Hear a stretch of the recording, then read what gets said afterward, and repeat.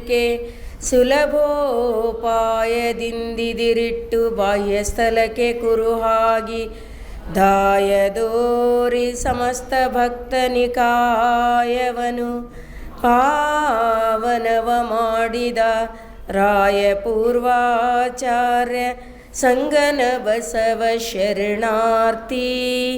ಅರಮನೆ ಗುರುಮನೆಯಾಗಿ ನಿಂತಿದೆ. ವಿಲಾಸ ವೈಭೋಗ ಸುರಾಪಾನಗಳು ಇಲ್ಲವಾಗಿ ವಿಭೂತಿ ರುದ್ರಾಕ್ಷಿ ವಚನ ಪ್ರವಚನ ಇವುಗಳಿಂದ ತುಂಬಿರ್ತಕ್ಕಂಥ ಅರಮನೆ ಅದು ಗುರುಮನೆಯಾಗಿ ನಿರ್ಮಾಣಗೊಳ್ಳುತ್ತಿರುವುದು. ವಿಲಾಸದ ಬೊಂಬೆಗಳಂತಿದ್ದ ಮದನರತಿ ವಿಲಾಸಿನಿಯರೆಲ್ಲ ಶಿವರತಿ ಶಿವಕಾಮಿನಿಯರಾಗಿ ವಿಭೂತಿ ಭೂಷಿತರಾಗಿದ್ದಾರೆ. ಎಲ್ಲೆಲ್ಲಿಯೂ ಸರಳತೆ ಸಹಜತೆ ತಾಂಡವಾಡ್ತಾ ಇದೆ.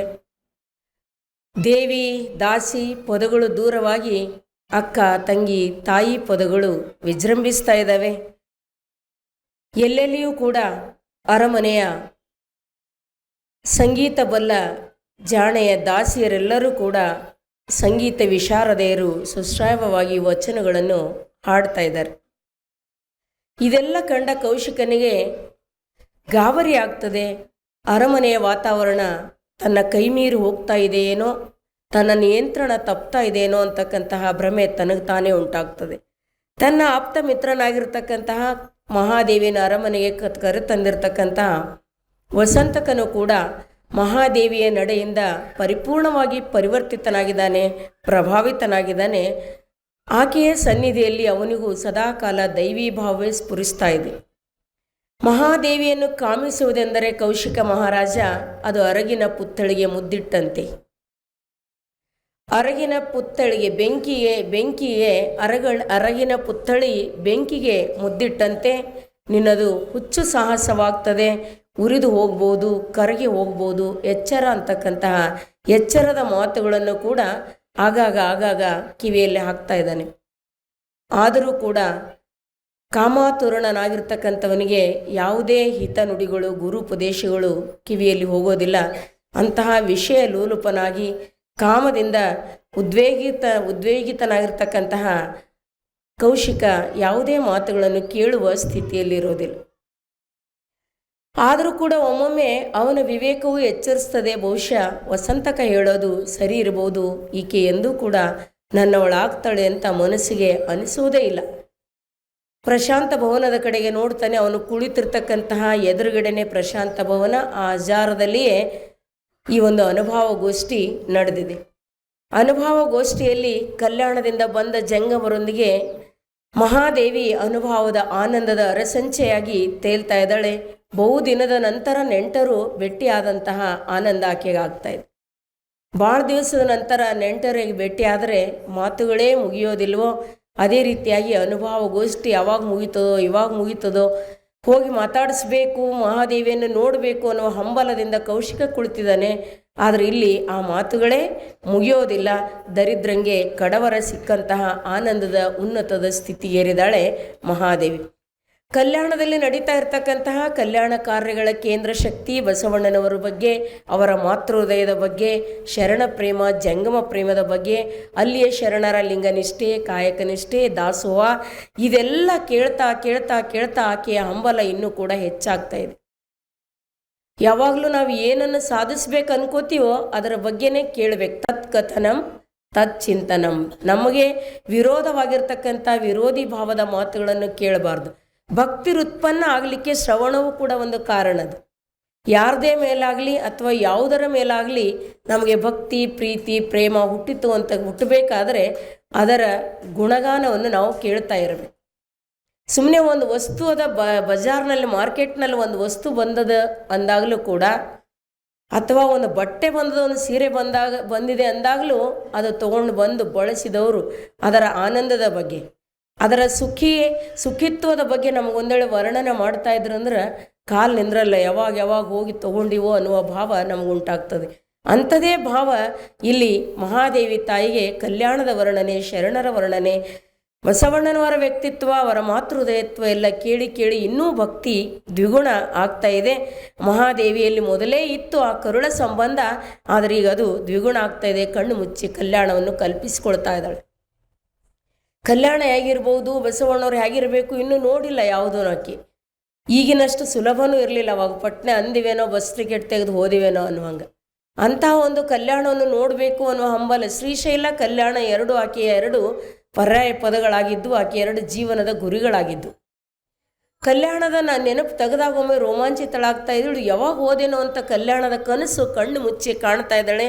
ದಾರಿ ಸ್ಪಷ್ಟವಾದ ಹಾಗೆ ಕನಸಿನಲ್ಲಿ ಕಣ್ಣು ಮುಚ್ಚಿ ಹಗಲುಗನಸಿನಲ್ಲಿಯೇ ದಾರಿ ಸ್ಪಷ್ಟವಾದಂಗೆ ಅನಿಸ್ತದೆ ಆ ದಿವ್ಯಾತ್ಮ. ಯಾಕೆಂದರೆ ರೂಪದ ವರ್ಣನೆ ಅಲ್ಲ, ಗುಣದ ವರ್ಣನೆ ಮಾಡಿದಳು. ಗುಣಗಳೇ ರೂಪವಾಗಿ ಆಕೆ ಕಣ್ಣೆದುರಿಗೆ ನಿಂತಂಗೆ ಆಗ್ತದೆ.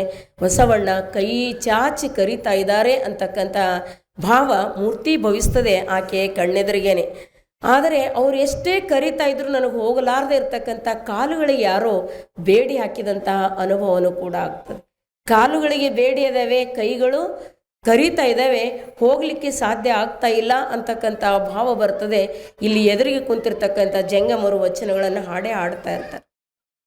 ನಿಜಲಿಂಗ ದೇವರು ಅಂತಕ್ಕಂತಹ ಶರಣರು ವಚನ ಹಾಡ್ತಾರೆ. ಬ ಎಂಬಲ್ಲಿ ಭವಹರಿತಯ್ಯ, ಸ ಎಂಬಲ್ಲಿ ಸರ್ವಜ್ಞನಾದೆನಯ್ಯ, ಸರ್ವಜ್ಞಾನಿ ಆದೆನಯ್ಯ, ವ ಎಂದು ವಚಿಸುವಡೆ ವಸ್ತು ಚೈತನ್ಯಾತ್ಮಕನಾದೆನಯ್ಯ. ಇಂತೀ ಬಸವಾಕ್ಷರ ತ್ರಯವೆನ್ನ ಸರ್ವಾಂಗದಲ್ಲಿ ತೊಳಗಿ ಬೆಳಗುವ ಭೇದವನರಿದು ಆನು ನೀನು ಬಸವಾ ಬಸವಾ ಎನ್ನುತ್ತಿರ್ದೇವಯ್ಯ ಗುಹೇಶ್ವರ.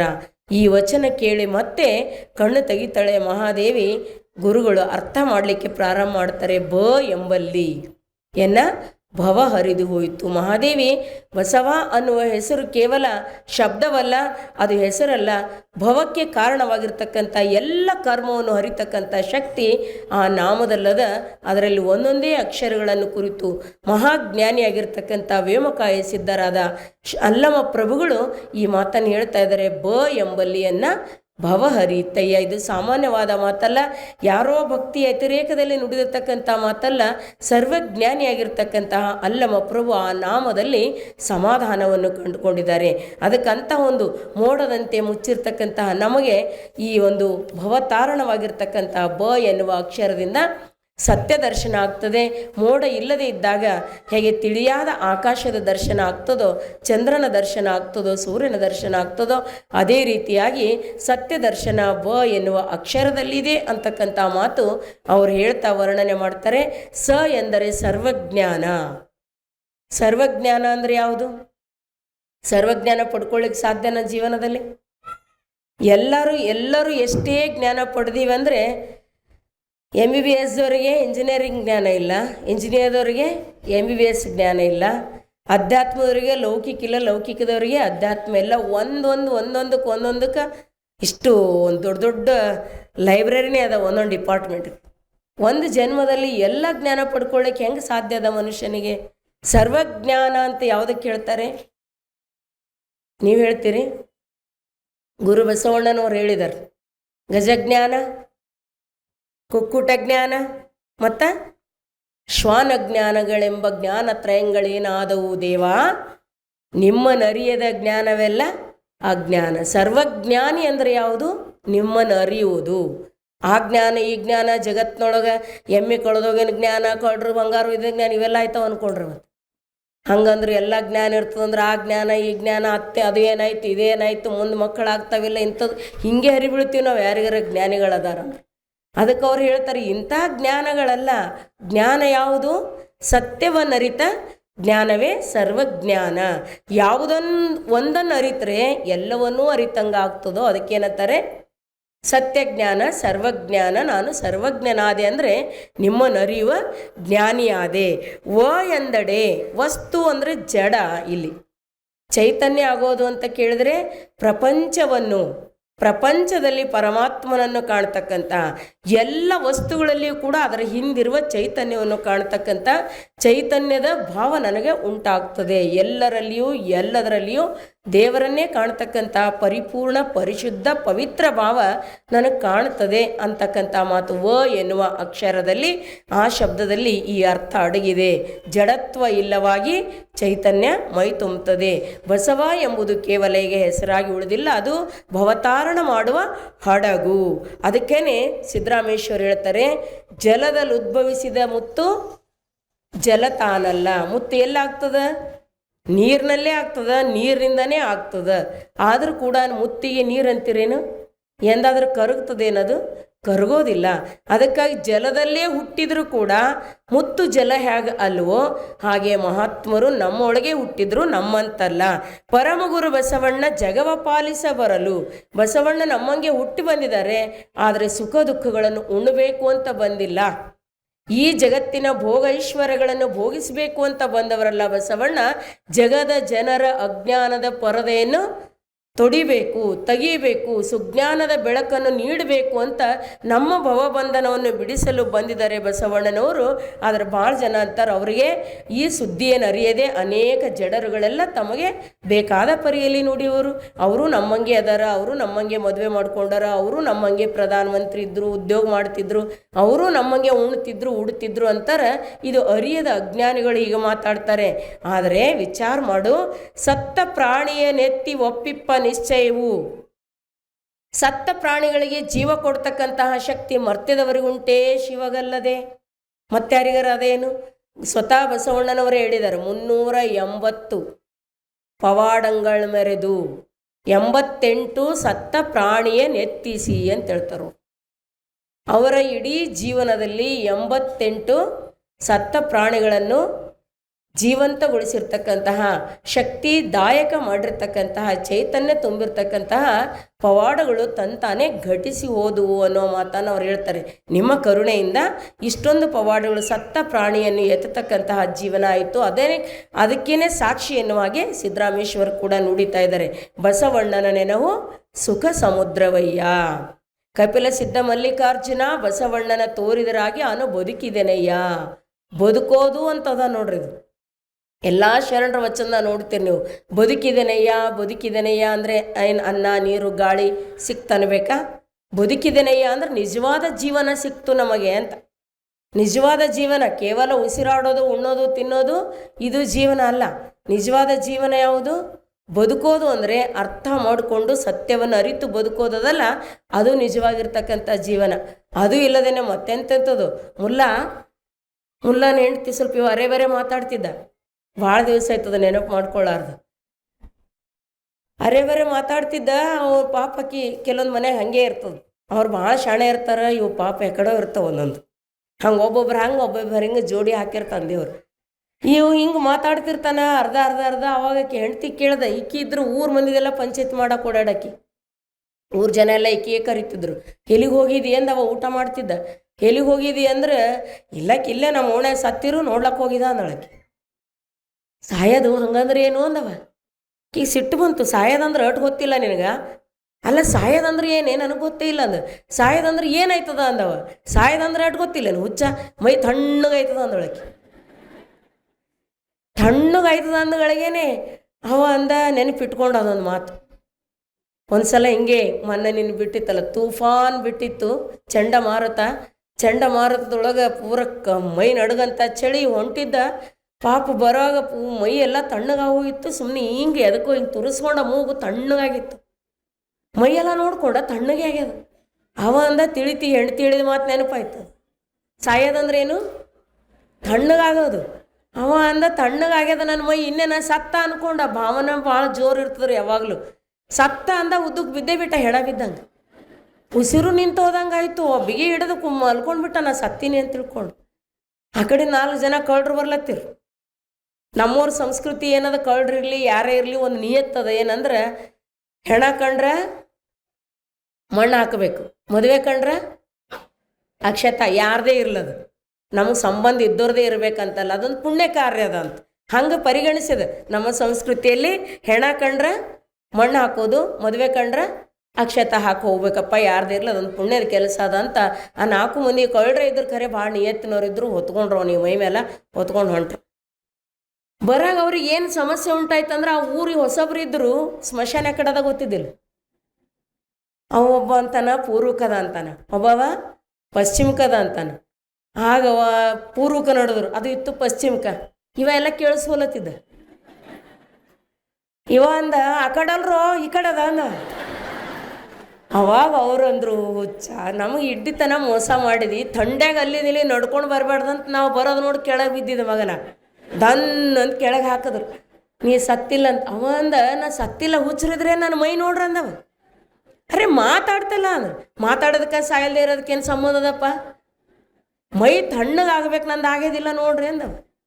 ಹಿಂಗೆ ಬದುಕಿಗೇನೆ ನಾವು ಅರ್ಥ ಮಾಡ್ಕೊಳ್ಳೋದು ತಪ್ಪು ಅರ್ಥ ಮಾಡ್ಕೊಂಡಿರ್ತೀವಿ. ಅದಕ್ಕೆ ಇದು ಕೇವಲ ಉಸಿರಾಟ ಮಾಡೋದು. ಅವ ಹೆಂಗೆ ತಣ್ಣಗಾಗೋದು ಬದುಕಲ್ಲ ಅಂದನು, ಹಂಗೆ ಸಾಯೋದಂದರೆ ಬದುಕೋದಂದರೆ ಉಣ್ಣೋದು, ಉಡೋದು, ಮಕ್ಕಳು, ಮನೆ, ಹೊಲ ಇಷ್ಟು ಮಾಡಿಡೋದು ಶರಣರ ದೃಷ್ಟಿಯಲ್ಲಿ ಬದುಕು ಅಲ್ಲವೇ ಅಲ್ಲ.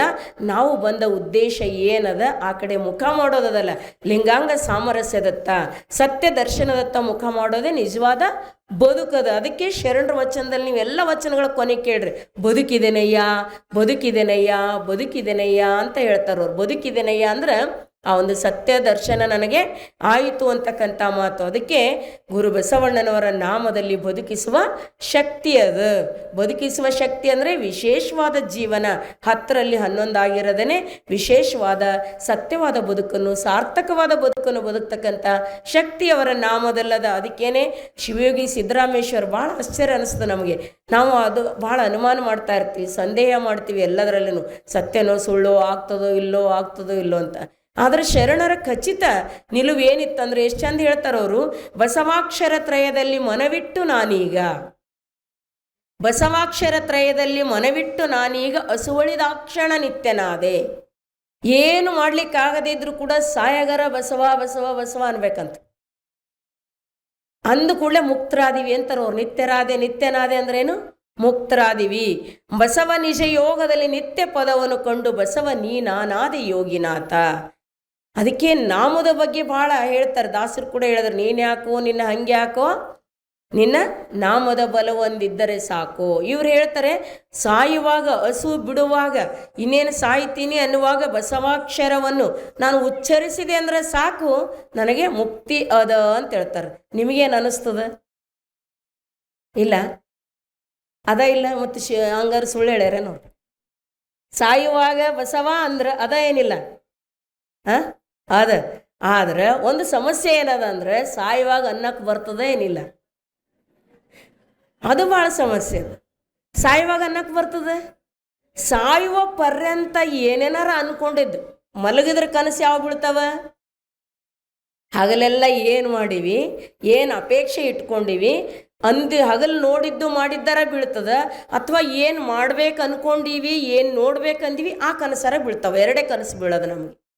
ಹಾಗೆ ನಾವೀಗ ಜೀವನ ಪರ್ಯಂತ ಏನು ಅಂದೀವಿ ಆಡೀವಿ ಅದೇ ಬಾಯಿಗೆ ಬರ್ತದೆ, ಇಲ್ಲಾಂದ್ರೆ ಏನು ಅನ್ಬೇಕಂದೀವಿ ಅದರ ಬಾಯಿಗೆ ಬರ್ತದೆ. ಇವೆರಡರೊಳಗೆ ಬರಬೇಕಲ್ಲ ನಮ್ಮ ಬಾಯಿಗೆ, ಸಾಯುವ ಸಮಯದಲ್ಲಿ ಬರಬೇಕು ಅಂತ ಕೇಳಿದ್ರೆ.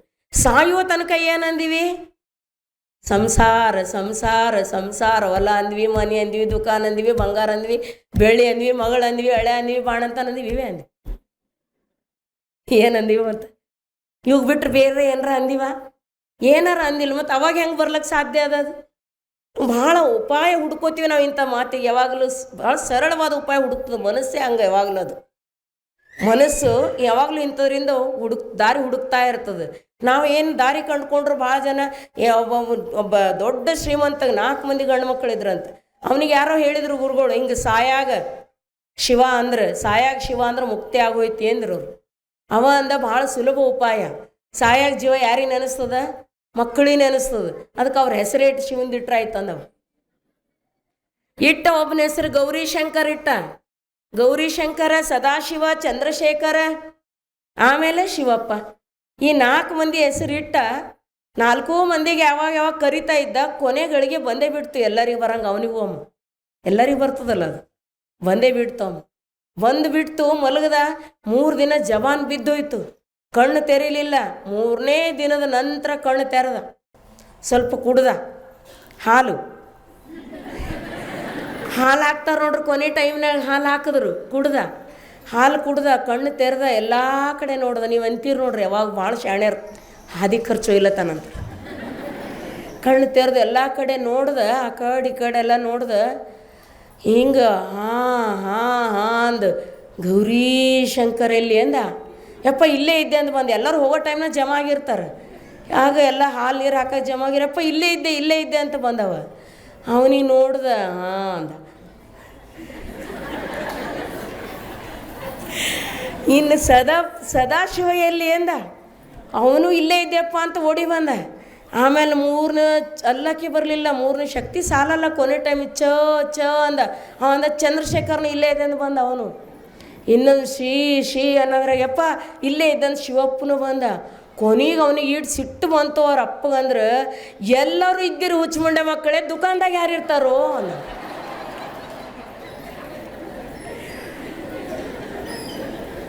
ದುಕಾನ್ದಾಗ ಯಾರು ಇರ್ತಾರೋ ಅಂದ, ಗೊಟಕ್ಕಂತ ಹೋದ.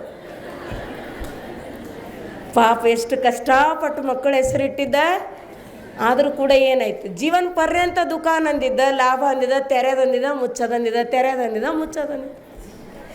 ಕೊನೆಗೂ ಅದೇ ಆಯಿತು. ಅದಕ್ಕೆ ನಾಮ ಸಾಯುವಾಗ ಸಿದ್ದರಾಮೇಶ್ವರ ಹೇಳಿರ್ತಕ್ಕಂಥ ಆ ನುಡಿ, ಹಸುವಳಿದ ಕ್ಷಣದಲ್ಲಿ ಬಸವಾಕ್ಷರ ತ್ರಯವ ನುಡಿದಡೆ ನಾನು ನಿತ್ಯನಾದೆ ಅಂತಾರಲ್ಲ, ಹಾಗೆ ಅನ್ಬೇಕಾದ್ರೆ ಹಗಲೆಲ್ಲ ಅನ್ಬೇಕು, ಕನಸು ಅದೇ ಬೀಳ್ಬೇಕು. ಆದ್ರೆ ಸಾಯುವಾಗ ನಮ್ಮ ಬಾಯಿಗೆ ನಾಮ ಬರಬೇಕು ಅಂತ ಕೇಳಿದ್ರೆ ಸಾಯುವ ಪರ್ಯಂತರವಾಗಿ ಅದೇ ನುಡಿತಾ ಇರಬೇಕು. ಆ ನಾಮ ಸದಾಕಾಲ ಎದ್ರ ಬಸವ, ಕುಂತ್ರ ಬಸವ, ಬಿದ್ರ ಬಸವ, ಲಾಭ ಆದಾಗ ಬಸವ, ಹಾನಿ ಆದಾಗ ಬಸವ, ಸುಖದೊಳಗೆ ಬಸವ, ಕಷ್ಟದೊಳಗೆ ಬಸವ, ಸದಾಕಾಲ ಇದ್ದಾಗ ನೀವು ನೋಡ್ರಿ ಆ ನಾಮದ ಶಕ್ತಿನೇ ಭಾಳ ಇರ್ತದೆ. ನಮ್ಮೊಳಗೆ ಶಕ್ತಿ ಇರಲಿಕ್ಕಿಲ್ಲ, ಅದರೊಳಗದು ಹರಳೆಯ್ಯನವರ ಕರಿಬಾನಿಯ ನೀರು ಮಧುವರಸನ ಪ್ರಾಣ ರಕ್ಷಣೆ ಮಾಡ್ತಕ್ಕಂಥ ಶಕ್ತಿಶಾಲಿ ಜಲ ಆಯ್ತಲ್ಲ, ಅದು ಸಾಮಾನ್ಯ ತೀರ್ಥ ಆಗಲಿಲ್ಲದು. ಯಾಕೆ ಆಯ್ತದು? ಬಸವ ನಾಮಾಕ್ಷರದಲ್ಲಿ ಅಷ್ಟು ಶಕ್ತಿ ಇತ್ತು, ಹರಳೆಯ್ಯನವರಲ್ಲಿ ಅಷ್ಟು ಶ್ರದ್ಧೆ ಇತ್ತು. ಆ ಶಕ್ತಿ ಆ ಭಕ್ತಿ ಎರಡೂ ಕೂಡಿದಾಗ ಅಲ್ಲೊಂದು ಅಲ್ಲೊಂದು ಶಕ್ತಿ ಪ್ರಾವಿರ್ಭವಿಸಲಿಕ್ಕೆ ಸಾಧ್ಯ ಆಯಿತು.